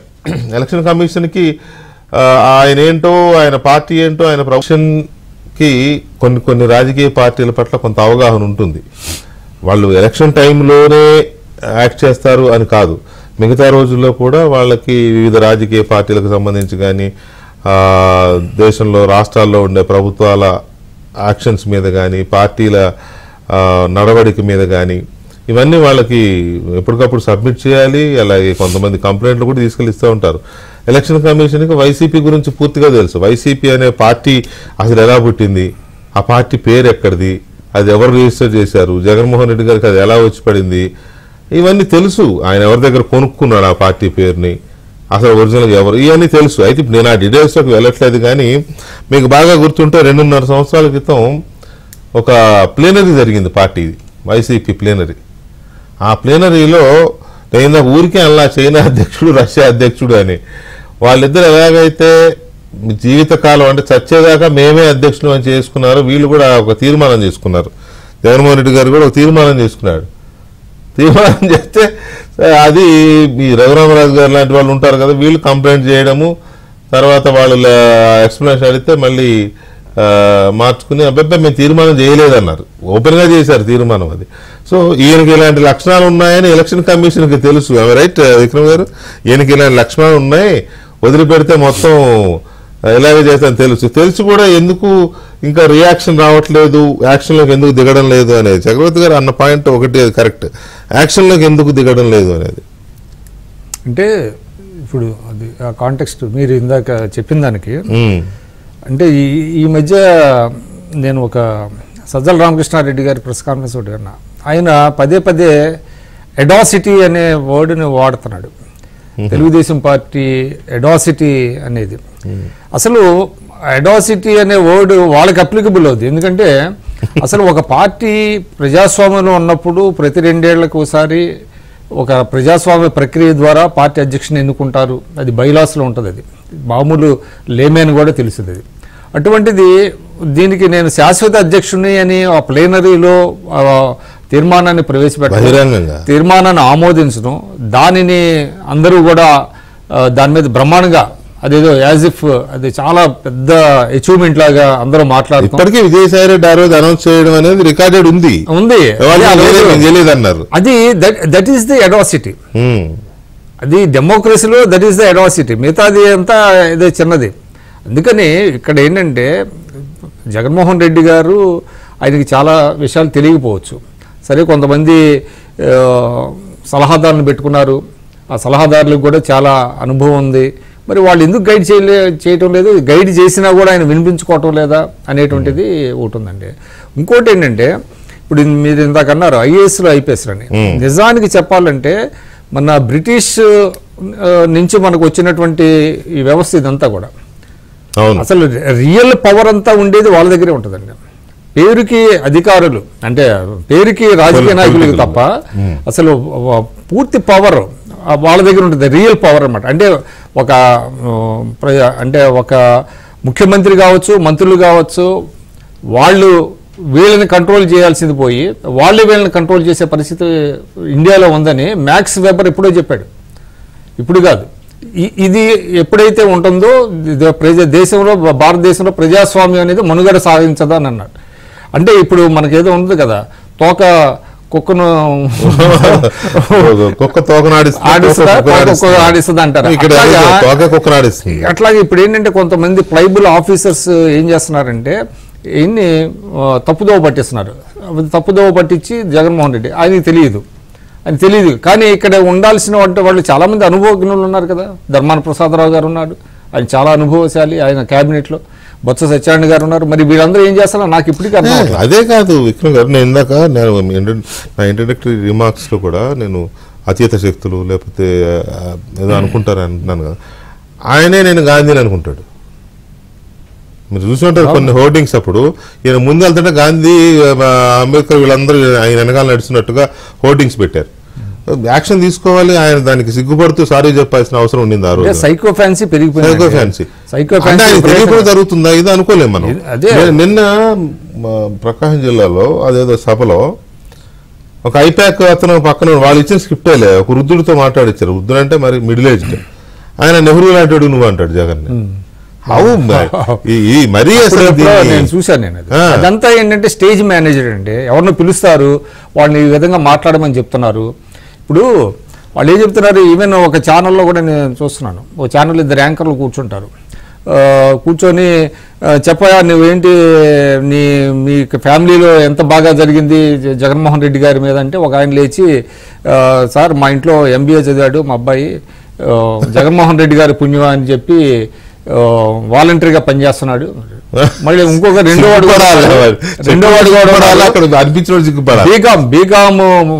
బీకామ్ కంప్యూటర్స్ పాస్ అయ్యాడు, 2 ఏళ్ళు అయింది, వాడు కూడా వాలంటరీగా ఉన్నాడు సార్. జగన్మోహన్ రెడ్డి గారి పుణ్యం అని మా కుటుంబం చాలా అద్భుతంగా ఉందంటాడు. అంటే MBA చదివిన కుర్రోడు, బీకామ్ కంప్యూటర్స్ చేసిన కుర్రోడు ఎందుకు ఈ ప్రభుత్వంలో వాలంటీర్ల జాబ్తో సరిపెట్టుకోవాల్సి వస్తుంది అనేది అది అందరికీ ఒక బాధాకరమైనది. కానీ వాళ్ళకి అది తెలియక ఈ యాంకర్లు వాళ్ళతో చెప్పేస్తుంటే ఎంత బాధేస్తుంది. అది చెప్పకనే చెబుతున్నారు. అంటే హైట్స్ వాళ్ళు చేసేటువంటి ప్రచారంలో వాళ్ళకి అది బూమరాంగ్ అవుతుందన్న విషయం వాళ్ళకి తెలియట్లా. మీరు అంటుంటే గుర్తొస్తుంది, ఇంకొక వీడియో ఒకటి వైరల్ అవుతుంది. ఇలాగే ఒక ఛానల్, ఏ ఛానల్ ఎవరికని వెళ్ళి ఒక ఆయన దగ్గర మైక్ పెట్టి అడుగుతాడు. బహుశా అదేదో క్యాంపెయిన్ చేద్దాం అనుకున్నారు, అది దొరికిపోయాడు అతను. అది వైరల్ అవుతుంది. ఏంటి, మీ ఇంట్లో మీకు అమ్మఒడి వస్తుందా అని. అమ్మఒడి రాకపోవడం ఏంటి, మా పాప 10th క్లాస్లో ఉన్నప్పుడు అమ్మఒడి వచ్చింది, అప్పటి నుంచి ఇప్పుడు మా అమ్మాయి బీటెక్ అయిపోయి ఉద్యోగం కూడా చేస్తుంది అని. బీటెక్ అంటే 4 ఏళ్ళు, ఇంటర్ అంటే 2 ఏళ్ళు, 6 ఏళ్ళు, వచ్చి 4.5 ఏళ్ళు. అమ్మఒడి ఇప్పుడు ఒకటి ఎగ్గొట్టారు, ఇంకొకటి ఇవ్వలేదు. ఇంకా ఒకటి ఎగ్గొట్టారు పూర్తిగా, ఒకటి ఇంక ఇవ్వలేదు. ఇంకా 3 పడింది ఇప్పటికి. 10th క్లాసులో ఎలా అది అవుట్ ఆఫ్ ఇగ్నోరెన్సా, అవుట్ ఆఫ్ ఇన్నోసెన్సా, లేకపోతే ఇందాక నేను చెప్పినట్టు ఒక ఎడాసిటీయా తెలియదు. మనం ఏం చెప్పినా నమ్ముతారు అన్నట్టుగా వాళ్ళు బై డూయింగ్ సో వాళ్ళే ఎక్స్పోజ్ అయిపోతున్నారు. అవును. అంటే చాలా బాధేస్తుంది నాకు. ఏది MBA చదివిన కుర్రోడు ఏంటి, బీకామ్ కంప్యూటర్ చేసిన వాడు ఏంటి, వాలంటీర్లుగా 5,000 రూపాయలతో వాళ్ళు ఎలాగ సెటిల్ అవుతారు లైఫ్లో, ఎంతకాలం చేస్తారు? అది వాళ్ళిద్దరూ పనిచేస్తున్నారంటే కుటుంబం అద్భుతంగా ఉందంట. అంటే వెంటనే యాంకర్ చెప్తున్నాడు, చెప్పయా వాళ్ళకి, అపోజిషన్ వాళ్ళకి చెప్పు, గట్టిగా చెప్పు, నీ మాటలు వినపడాలి. యాంకర్ గారికి కూడా నచ్చి ఉంటది. ఎంబీఏ చేసి వాలంటీర్ చేయడం, 50 ఏళ్ళకి సేవ చేసినట్టు. MBA చేయాలి, చేసుకోవాలి, ఎప్పుడు అతనికి ఫ్యామిలీ రావాలి, సెటిల్ అవ్వాలి. యాంకర్ వాళ్ళ ఇంట్లో వాళ్ళు కూడా ఎవరైనా వాలంటీర్లుగా ఉండి అతనికి నచ్చి ఆ మాట చెప్పాడేమో. నాకు తెలిసి యాంకర్ కూడా MBA చేసి ఉన్నాడు. ఇవాళ అంటే చంద్రబాబు నాయుడు గారు ఇందాకే నేను చూశాను, ఆయన పంచాంగం శ్రవణంలో ఆయన 10,000 చెయ్యాలి. 10,000 కాదు, వాళ్ళు వర్క్ ఫ్రమ్ హోము, వాళ్ళకి ఏంటంటే చాలా డీసెంట్ ఇన్కమ్ రావాలండి. ఈ 5,000 చాలా దుర్మార్గం. ఇది వాలంటీర్లకు ఏదో ఇస్తే ఇది మీకు ఒకటి ఉంటుంది, పిగ్ లీఫ్ అని అంటారు. అంటే బైబిల్లో ఒక స్టోరీ ఉంటుంది అన్నమాట. ఎప్పుడైతే యాడమ్ అండ్ ఈవ్ వాళ్ళు యాపిల్ కొరుగు తింటారో, వాళ్ళు సిగ్గు వస్తే ఒక ఆకు తింపు పెట్టుకుంటారు అనమాట. అంటే ఇది సిగ్గు కప్పుకోవటానికి. అంటే ఇవాళ బాగా చదువుకున్న కుర్రోళ్ళు 5,000తో వాళ్ళు ఏ విధంగా చేస్తారు? అంటే ఏదో మీరు పిగ్ లీఫ్ జాబ్స్ లాంటి, అంటే నేను దాన్ని మళ్ళీ డిమీనింగ్ చేయట్లా, దాన్ని తగ్గించటంలా. కానీ ఈ వాలంటీర్ల జాబు పర్మనెంట్గా చేయటం అనేటువంటిది మంచిది కాదండి. ఇది అది యూత్ని మనం ఏంటంటే యూత్ని చాలా డిమోరలైజ్ ఎంపవర్మెంట్ చేయాలి. తర్వాత బాగా చెప్పారు మీరు, ఎంపవర్ చేయాలి. అది ఎంపవర్మెంట్ కింద రాదు. అది ఆ సిస్టమ్ ని మీరు అన్నట్టు రెగ్యులరైజ్ చేయొచ్చు, పర్మనెంట్ చేయొచ్చు, చేసి వాళ్ళకి సరైన బాధ్యత, వాళ్ళకి ప్రమోషన్స్ ఉండాలి, లేకపోతే శాలరీ పెరగాలి. నేను ఆయన ఏమంటున్నాను అక్కడ, జగన్మోహన్ రెడ్డి గారు అధికారంలోకి మళ్ళీ రాగానే ఫస్ట్ ఫైల్ మీద ఫస్ట్ సంతకం వాలంటరీ వ్యవస్థని పునరుద్ధరించారు. అంటే ఇప్పుడు మొత్తం ఎత్తేసారా, రద్దు చేశారా? ఇవాళ అదే అడిగారు కదా. సో ఎనీవే, చక్రవర్తి గారు ఇందాక నేను అన్నట్టు మీరు ఏదో చెప్తా అన్నారు ఇందాక, ఆయన చెప్పిన దాని మీద. అలాగే ఈయన గురించి తెలుసు, ఎలక్షన్ కమిషన్ కి already there are many complaints against Jaganmohan Reddy's party, right కదా. కాబట్టి ఈ పార్టీ ఫంక్షనింగ్ ఎలా జరుగుతుంది, వీళ్ళు ఫ్రీక్వెంట్ గా ప్లీనరీస్ పెట్టడం లేదు, 2 ఏళ్లకోసారి విక్రమ్ గారు చెప్పినట్టు అధ్యక్షుడిని ఎన్నుకోవడం లేదు, ఇలాంటి లూప్హోల్స్ చాలా ఉన్నాయి. వాటితో పాటు ఇవి యాడ్ అవుతున్నాయి. అయినా there is no this thing. దాని తగ్గట్టు ఈ ఆఫీసర్స్ గోల్ ఒకటి, ఈ ఆఫీసర్స్ ఇంకేమవుతాయో చూడాలా. ఏమంటే మన దేశంలో ఈరోజు ప్రజాస్వామ్య రాచరికం అంటే డిఫరెంట్ అయినా కూడా ఇవన్నీ చాలా వరకు కుటుంబ పార్టీలే, ఏ పార్టీకి వాళ్లే రాజులు. మీకు వాళ్ళ భావజాలం నచ్చకపోతే మీరు సొంత పార్టీ పెట్టుకోవాల్సి అంతే. సార్ కొంత బీజేపీలో కొంత తేడా ఉన్నా కూడా సార్ కాంగ్రెస్ కూడా కుటుంబ పార్టీనే ఫర్ ఆల్ ప్రాక్టికల్ పర్పసెస్. కమ్యూనిస్టులు ఆర్ నాట్ రెలవెంట్. బట్ వాళ్ళు తీస్తే ఏ కుటుంబ పార్టీలుగా అన్ని కుటుంబ పార్టీలు కాబట్టి రాచరిక వ్యవస్థ అది నడుస్తూనే ఉంది. ఇంకా నేను చెప్పాలనుకుంది విద్యాసాగర్ గారు మాట్లాడింది చిన్న సవరణ ఇద్దాం అనుకున్నాను. ఇవాళ ఆంధ్రప్రదేశ్ రాష్ట్రంలో ఆ రాష్ట్ర ప్రభుత్వం వైసీపీ ప్రభుత్వం ఎన్నికల గురించి ముందే ఆలోచించి చాలా పక్కా ప్రణాళికతో ప్రభుత్వ ఉద్యోగుల్ని ఎక్కడ పెట్టాలో అక్కడ పెట్టింది. స్ట్రాటజిక్ పోస్టులలో నియమించడం జరిగింది. జస్ట్ 3 నెలల ముందే ట్రాన్స్ఫర్ చేసి ఎగ్జాక్ట్లీ ఇప్పుడు ఎలక్షన్ కమిషన్ 3 అధికారుల్ని రికమెండ్ చేయమంటే వీళ్ళు 2 కన్ఫర్మ్డ్ ఐపీఎస్, ఒక డైరెక్ట్ ఐపీఎస్ పంపిస్తే ఎలక్షన్ కమిషన్ చాయిస్ లేదు, direct IPS option. Jawahar Reddy గారికి ఆ విషయం చెప్తే చాలా కోపం వచ్చి అందరి మీద చిందులేస్తున్నారు. పక్షపాత ధోరణి మనకు చాలా స్పష్టంగా కనిపిస్తుంది. ఇంకొకటి, భారతదేశ చరిత్రలో మీరు తెలిస్తే చరిత్ర తెలిసిన కాస్త కరెక్ట్ చేయండి. ఆల్ ఇండియా సర్వీసెస్ అంటే ఒక ప్రభుత్వ వ్యవస్థలో అత్యున్నత స్థాయి అంటే IAS, IPS, Indian forest service. సరే, ఫారెన్ సర్వీస్ అంటే మన దేశంలో ఉంటారు కాబట్టి దాన్ని పక్కన పెడదాం. 3 కూడా మన రాష్ట్రంలో ఒకటే కులం వాళ్ళు, ఒక కులం వాళ్ళు కాకుండా ఒకే జిల్లా వాళ్ళని తెచ్చిపెట్టుకున్నాడు. ఆయన కులం వాళ్ళని, ఆయన జిల్లా వాళ్ళని. మెయిన్ అడ్మినిస్ట్రేషన్ అంతా ఆ జిల్లానే మొత్తం. అంటే ఐఎఫ్ఎస్ ఆయన రిటైర్ అయ్యారు చాలా కాలం. అది సీనియారిటీ ఆధారంగా కానీ స్కిల్స్ ఆధారంగా కానీ కాదు. అవును, తన కులం వాళ్ళు, తన జిల్లా వాళ్ళని పెట్టుకొని బంధువులు. So complete grip over the administration. దానికి తోడు మీరు చూస్తే ఇవాళ సర్పు మనకు పెన్షన్స్ ఇవ్వలేదు మొన్న, దానికి మురళీధర్ రెడ్డి గారు హెడ్. పెన్షన్లు డిలే చేశారు కేవలం రాజకీయాల కొరకు. ఏంటి, లక్షల మంది మీకు ఆల్రెడీ విలేజ్ సెక్రటేరియట్ స్టాఫ్ ఉన్నారు మీకు ఏది పెన్షన్లు ఇవ్వటానికి. 70-80 ఏళ్ల ముసలోళ్ళని మండు టెండల్లో మంచాల మీద ఎక్కించి మోయించి టీవీ కెమెరాలు పెట్టి జనాలకు చూపించి కేవలం ప్రతిపక్ష పార్టీ వాళ్ళ మూలంగా మీకు రావట్లేదని ఎన్నికలకు వాడుకోవడానికి వాడుకున్నారు. దే కుడ్ హావ్ గివెన్ ఈజీగా 3 రోజులు అందరికి ఇళ్లలో చేయలేదు. ఎవరు ఆయన? మురళీధర్ రెడ్డి గారు. Again strategically placed. ఇవాళ ఏపీ బెవరేజెస్ కార్పొరేషన్. సార్, మీకు నచ్చినా నచ్చకపోయినా మన ఎన్నికల్లో మద్యం వరదలై ప్రవహిస్తుంది. ఇప్పుడు అతిపెద్ద కన్సర్న్ ఏంటంటే ఆయన బెవరేజెస్ కార్పొరేషన్ హెడ్గా ఉంటే మరి మద్యం అధికార పార్టీ వాళ్ళకే వచ్చే సూచనలు కల్పిస్తున్నాయి, ప్రతిపక్షానికి ఇవ్వరు. మా ఊళ్ళో అంటే తెలంగాణలో మా ఊళ్ళో ఎన్నికలైనప్పుడు ఒక 500 పెట్టి చేతిలో క్వార్టర్ బాటిల్ పెట్టి వెళ్తారు. నో, ఇఫ్ ద పోలీస్ కానీ మీ అడ్మినిస్ట్రేషన్ కానీ మీకు ఆ మద్యం రాకుండా చేస్తే మీకు you'll be at disadvantage. Okay, మద్యం ఉండకూడదని మీరు అందరు చెప్తే చెప్పండి, మీరు ఆపగలిగితే ఆపండి, ఓకే. కానీ ఒకరికి ఇచ్చి ఒకరికి ఇవ్వదు. సో ఈ రకంగా ఆయన చాలా మందిని చాలా ముఖ్యమైన పదవుల్లో పెట్టుకున్నాడు. ఇప్పుడు నెల్లూరు ఎస్పీ అరీఫ్ హఫీజ్ గారిని నియమించారు. ఆయన గుంటూరు ఎస్పీ. గతంలో తెలుగుదేశం పార్టీ ప్రతిపక్ష పార్టీ, ప్రధాన ప్రతిపక్ష పార్టీ ఆఫీస్ మీద దుండగలు వెళ్ళి దాడి చేసి ఆధారాలు ఉన్నాయి, సీసీ కెమెరా ఫుటేజ్. ఒక్కరిని అరెస్ట్ చేయలేదు ఆయన. తెలుగుదేశం పార్టీ ప్రతిపక్ష నాయకుడు, ప్రధాన ప్రతిపక్ష నాయకుడు చంద్రబాబు నాయుడు గారు ఇంటి మీద దాడి చేస్తే ఇంకోటి మీద దిక్కుంటుందండి, ఎవరు ప్రొటెక్షన్ ఉంటుంది? ఏమి చేయలేదు ఆయన. అట్లాంటి వాళ్ళని తీసుకొచ్చి మన జవహర్ రెడ్డి గారు ఈ రోజు రికమెండ్ చేసి ఆయన గుంటూరు ఇచ్చారు, సారీ నెల్లూరు ఇచ్చారు. గుంటూరు నుంచి ఆయనకు నెల్లూరు బదిలీ చేశారు. ఎందుకు ఆ బదిలీ? గుంటూరులో ఉన్నా ఒకటే, ఎక్కడున్నా ఒకటే. ఆయన he should be put on the loop line, side line. Almost అన్ని అలాగే జరిగినాయి. I have so many examples I can give. Sumit Sunil ఉన్నారు. పవన్ కళ్యాణ్ గారు వైజాగ్ వెళ్ళినప్పుడు ఓకే మంత్రుల కాన్వాయ్ వెళ్తుంది, ఎవరో రాళ్ళు ఇసిరేసి ఉంటారు. మనం ఏం చేస్తాం, 1000 మంది ఉన్నప్పుడు అంత రౌడీ మూకలు రకరకాల మనుషులు ఉంటారు. మీరు అందరినీ మిలిటరీ లాగా నడిపించలేరు కదా రాజకీయాల్లో. ఎవడో వేసుంటాడేమో రాయి. మీరు అసలు ఎందుకు రానిచ్చారు మీరు? మినిస్టర్ ఇప్పుడు పవన్ కళ్యాణ్ గారి యాత్ర నడుస్తుందో పక్కన, ఇంకో పక్క నుంచి మినిస్టర్ల కాన్వాయ్లు ఏర్పడిపోతారు. రెండింటిని మేనేజ్ చేసుకోలేకపోవడం అనేది అది వైఫల్యం. ఆయన ఎవరు? సుమిత్ సునీల్ గారు. ఆయన పవన్ కళ్యాణ్ కారు ఎక్కి ఆయన లోపలనే కనపడదు కూర్చుని అంటాడు, వాహనం సీజ్ చేశా అన్నాడు. అతని ట్రిప్ అర్ధాంతరంగా ఆపించారు.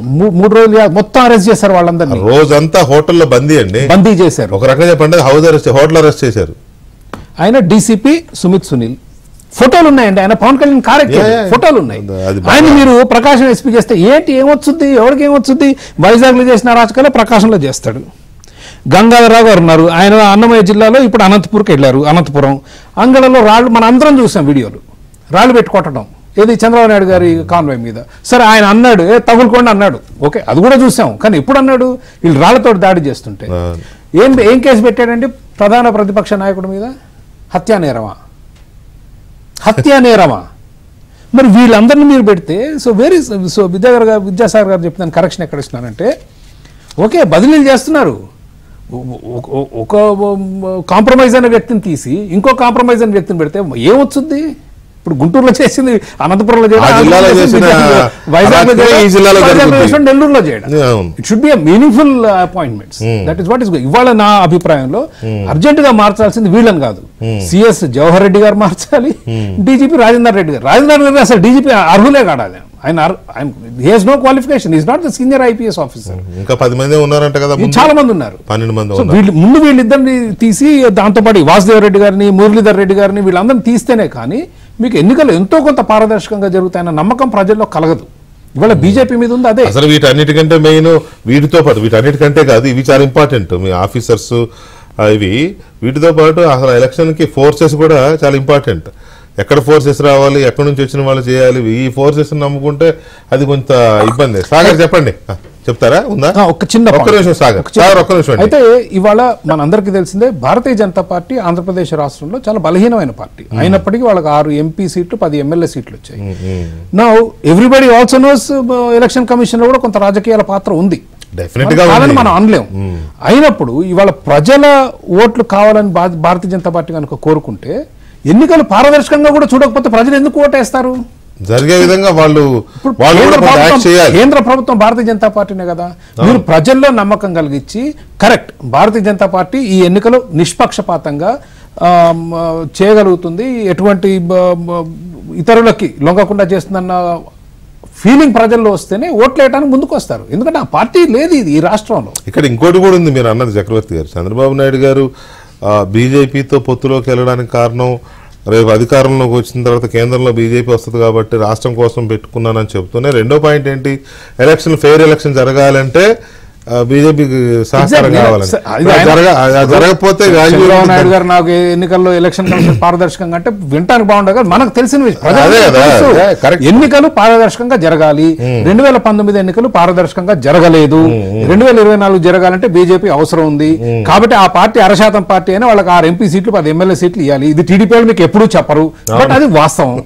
కాకపోతే అది జరగకపోతే ప్రజలు ఓట్లేరు,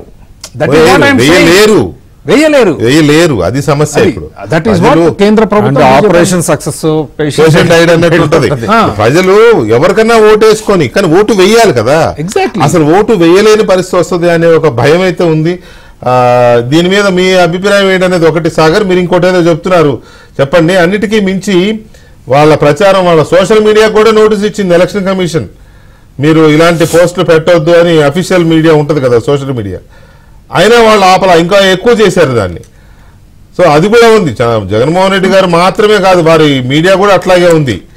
దాన్ని చూస్తున్న సజ్జల రామకృష్ణారెడ్డి గారి అబ్బాయి వారి ఆదిత్య, దాన్ని ఏమంటారు, నేతృత్వంలో జరుగుతున్న వ్యవహారం ఇది. వెంకటకృష్ణ గారు, చక్రవర్తి గారు గాని విక్రమ్ గారికి గాని రిస్ట్రిక్షన్స్ లేవు మాట్లాడడానికి, ఎందుకంటే దే ఆర్ ఫ్రీ బర్డ్స్. వాళ్ళు ఫ్రీ బర్డ్స్, వాళ్ళు ఒక మేధా వర్గం నుంచో లేదంటే వాళ్ళ గుడ్ ఒపీనియన్ షేర్ చేయడానికి వాళ్ళ అభిప్రాయం చెప్తారు, చెప్పడానికి చెప్తారు. But I'm representing one party, so నాకు లిమిటేషన్స్ ఉంటాయి. నేను లిమిటేషన్స్ లోనే మాట్లాడాల్సి వస్తుంది. దాన్ని చక్రవర్తి గారు బహుశా అర్థం చేసుకుంటారని అనుకుంటున్నా. రెండోది ఏంటంటే, యాక్షన్ ఎప్పుడు స్టింజిన్ యాక్షన్ ఎప్పుడు కూడా స్లోగానే మొదలవుతుంది, అంతే తప్ప first notice, second notice, third notice ఎందుకు ఉంటాయి చట్టంలో, మనకి ఎందుకు ఉంటాయంటే దానికి పారామీటర్స్ ఉంటాయి ఖచ్చితంగా. ఇప్పుడు నేను చెప్పిన, చక్రవర్తి గారు చెప్పిన వాటి ఏది నేను ఖండించలేను, ఖండించకూడదు కూడా, ఎందుకంటే ఆయన చెప్పినవన్నీ కరెక్టే. కానీ వాళ్ళకి ఒక వెన్ను మీద కొట్టినట్టు చెప్పారు, అరే బాబు నువ్వు మారకపోతే నువ్వు సంక్రమణాలకు పోతావురా బాబు అని చెప్పినట్టు ఎలక్షన్ కమిషన్. అదే పని రిపీట్ అయితే ఖచ్చితంగా సంక్రమణాలకు పోవడం ఖాయం. అంటే ఎవరికైనా కోర్టులో మన భారత రాజ్యాంగం ఏంటంటే ఛాన్స్ ఇవ్వటం అన్నది, నేరస్తుడు కూడా తన ఒపీనియన్ చెప్పుకోవడానికి కోర్టులో ఛాన్స్ ఉంటది, అట్లాగే రూల్లో కూడా ఉంటది. ఇది ఒక ఛాన్స్ వాళ్ళకి.